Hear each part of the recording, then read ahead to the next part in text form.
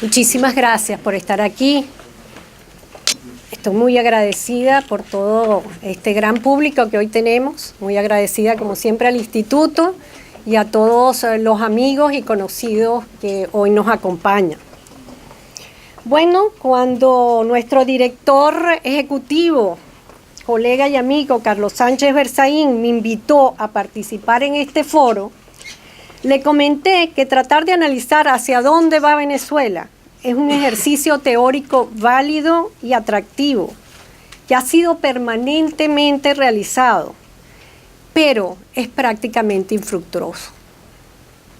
¿Quién sabe realmente hacia dónde vamos? Llevamos 20 años los especialistas haciéndonos esa pregunta y a lo más que llegamos es hacernos conjeturas y escenarios de todo tipo, sobre todo en el ámbito político, institucional y socioeconómico. Pero en realidad lo único certero es el camino que vinimos observando hace 20 años y que se ha ido haciendo diariamente. Es el del inexorable deslizamiento de Venezuela al abismo integral y destructivo de su Estado-nación. De modo que, en mi opinión, un asunto o una pregunta más bien más importante y práctica, por lo menos ahora en este momento para mí, es cómo detener y cambiar ese camino. Tarea que pasa, por supuesto, por acabar con la causa del problema, con el gran responsable de ese tránsito perverso y destructivo, es decir, con la salida del régimen militar, criminal, dictatorial, castrochavista, como ustedes lo quieran llamar, pero perverso, que nos desgobierna desde hace 20 años. Cierto, esta también es una pregunta reiterada, la que estoy yo planteando, sobre todo durante las últimas 2 décadas, entre las fuerzas opositoras venezolanas y entre los gobiernos y actores de la comunidad democrática internacional, que por su variedad apuntan a diversas estrategias, porque no solamente tenemos una comunidad democrática muy variada, sino también unas fuerzas opositoras muy variadas. Tal vez por eso mismo tiene que ser constantemente planteada, analizada y revisada esta pregunta. Es lo que pretendo hacer en esta charla con ustedes hoy. Y para simplificar y poder limitarme a los 10 minutos que me han solicitado, empiezo por señalar que podemos distinguir 2 propuestas estratégicas prioritarias que incluyen las muchas estrategias que se han venido planteando entre las fuerzas democráticas venezolanas internas y también las externas, para terminar con ese camino al abismo y con el régimen que hoy día llamamos de usurpación. Se trata de las propuestas idealistas y realistas, a mi modo de ver. Empiezo con la idealista. Esta propuesta es la que plantea una salida inmediata, abrupta, de raíz, no solo de Nicolás Maduro y su cúpula cívico-militar, sino de la tendencia política chavista, si es posible eliminarla toda, y del partido PSV. Además, ello debe cumplirse sin ningún tipo de negociación y por la fuerza militar, sea interna o extranjera, en virtud de la creencia de que por una forma constitucional, pacífica y democrática no saldrá del poder de una dictadura militar, criminal y asociada con otras dictaduras de izquierda radical y con grupos narcoterroristas. Solo así es posible frenar y cambiar el camino de destrucción que llevamos y es lo que ameritan los venezolanos de inmediato que estamos sufriendo. En esta propuesta subyace un argumento que algunos califican de ético y moral, sobre todo ellos mismos los que sienten esto. Quienes deberían ser artífices del cambio y posterior gobierno de transición y constitucional no deberían ser los partidos políticos, sean nuevos o tradicionales, que integran los partidos políticos que hacen vida en la Asamblea Nacional. y que por lo general son percibidos como corruptos, populistas, colaboradores del régimen dictatorial establecido, etcétera, etcétera, etcétera. En consecuencia, y aunque no se dice abiertamente, se da a entender que la lucha opositora actual, el proceso electoral y el gobierno democrático, como el de antes y el de porvenir, deberían ser guiados por una especie de notables, provenientes de las diversas áreas de la sociedad opositora venezolana y no de los políticos. ¿Por qué? Se supone, y ahí está la parte ético-moral, que hay unos mejores que otros. Unos son puros, otros no son impuros. Esa es una visión, la que yo llamo idealista. Hay otra propuesta que yo llamo realista. Esta propuesta plantea la salida del régimen madurista no necesariamente como un solo y único evento, sino como el resultado de un proceso político consensuado y acordado con los factores de poder reales. No los que deberían ser, sino los reales, los legítimos, con quienes se cuentan. Es decir, con los partidos que hacen vida en la Asamblea Nacional y que por tanto son representantes de la mayoría de la sociedad venezolana, y con los gobiernos democráticos extranjeros que nos apoyan, los llamados aliados internacionales. Sean estos buenos o malos, según la percepción, sean estos, pero es los que están. En vista que es consensuada con actores externos e internos, esta propuesta incluye la utilización de cualquier tipo de estrategia e instrumento. Me refiero a la diplomacia, a la negociación, a la sanción, a la presión o incluso a la fuerza militar, pero con una condición: siempre y cuando la acción esté apegada al derecho nacional e internacional y sea factible, y esto es muy importante, según el contexto circundante que haga o no posible el uso de uno o todos los instrumentos estratégicos. Obviamente esta propuesta, que he denominado realista y hasta pragmática, que se asienta especialmente en la realidad de las circunstancias y en los actores y socios con los que cuenta, con los que habla, no con los que deberían ser, es la que ha encarnado el gobierno del encargado presidente Juan Guaidó como jefe de la Asamblea Nacional desde enero de 2019. Esto explica la ruta que tantas veces hemos oído de cese de la usurpación, gobierno de transición y elecciones presidenciales. En tanto, la propuesta idealista y principista, vamos a llamarla así, dado que se fundamenta en el deber ser, en supuestos principios éticos de la política, es la que ha integrado a varios opositores de la sociedad venezolana, quienes por lo general, no todos, por supuesto, proclaman el antipartidismo y la antipolítica y por tanto son críticos de la gestión de Juan Guaidó por el solo hecho de ser político y de varios de los actores políticos que lo acompañan. Más allá de las razones, argumentos y hasta prejuicios que tenga cada posición, porque ninguna es correcta, lo cual es indiscutible, porque según el punto de vista con que se mire y se juzgue, yo lo puedo juzgar de una forma y aquí Asdrúbal Aguiar puede juzgar de otra forma y puede tener sus percepciones, sus trayectorias, etc. En mi opinión personal, ambas cuentan con argumentos válidos. Ambas cuentan con argumentos válidos. Pienso que la ruta, no obstante, pienso que la ruta realista, sin ser necesariamente la mejor ni la más perfecta, es la que ha logrado posicionarse y es la que ha sido más efectiva hasta ahora.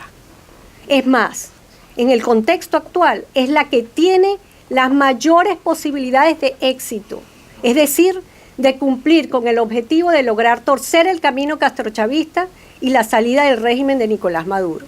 Es por ello que yo la secundo y me he comprometido por ella.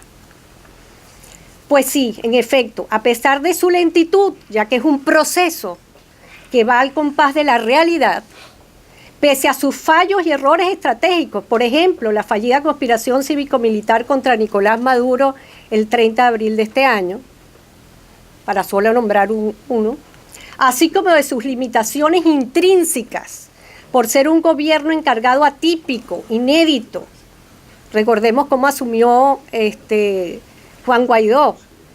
Fue nombrado por la Asamblea Nacional. La ruta realista fue la que logró una mayoritaria aceptación interna e internacional. Y es la que ha logrado mantenerse durante 8 meses, con todas las críticas, con la baja de popularidad de Guaidó y de los otros, con todo. Precisamente porque ha construido en conjunto sus estrategias, que sí las hay, por cierto, con los socios domésticos y sobre todo los socios extranjeros que estuvieron ahí desde el primer momento, antes que se decidiera que iba a ser Guaidó. Desde el año pasado está allí una estrategia pensada y diseñada no solamente por los políticos, sobre todo de Primero Justicia y de Voluntad Popular, sino está el gobierno de Estados Unidos presente, el primero, y el gobierno colombiano, el segundo.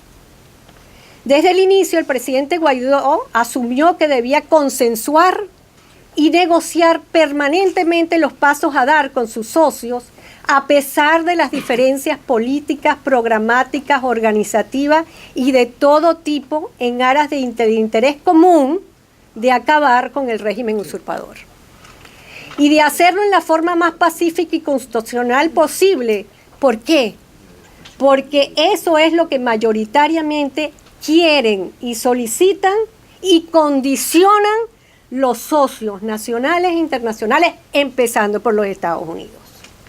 La ruta esa que ya sabemos, esa es la usurpación, transición, no fue impuesta por Juan Guaidó y su equipo más cercano, fue acordada, consensuada, así como prácticamente todo lo que ha realizado con los 2 pilares de apoyo con quienes cuenta, porque otro sería este gobierno si contara con el otro pilar que falta y que lo haría más independiente, que serían las Fuerzas Armadas. No tenemos las Fuerzas Armadas, solamente contamos con la comunidad internacional y con la población. Y más hace en este momento la comunidad internacional. Ello ha sido muy difícil a causa de la complejidad de visiones e intereses, por supuesto, de los partidos de la Asamblea Nacional y de los más de 50 gobiernos que lo reconocen y apoyan en medio, además, de unas circunstancias políticas, económicas, sociales e internacionales muy problemáticas y difíciles. Tomemos, por ejemplo, a uno del principal, diría yo, socio extranjero, el gobierno de los Estados Unidos, del señor Trump, que si bien ha estado presente y apoyando contundentemente la ruta, ha sido muchas veces errático y contradictorio en vista de los numerosos intereses y visiones con los que ha tenido que lidiar.